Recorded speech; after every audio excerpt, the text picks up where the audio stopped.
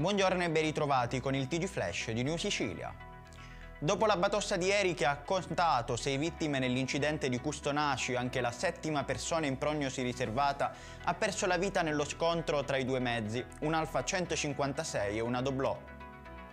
Verrà effettuata oggi l'autopsia sul corpo del 18enne Gabriele Aserio, deceduto in un tragico incidente stradale nella notte tra venerdì e sabato a Palermo, in viale Strasburgo.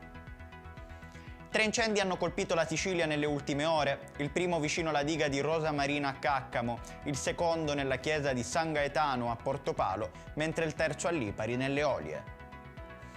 Arresto e denuncia in arrivo per madre e figlio in fuga su una Panda rubata per le strade di Aci Catena, un inseguimento che si è concluso con i soggetti che sono stati prontamente bloccati.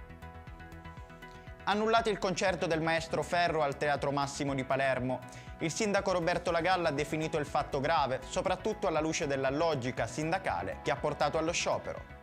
Ed è tutto per questa edizione, il prossimo appuntamento sarà questa sera alle 19:30.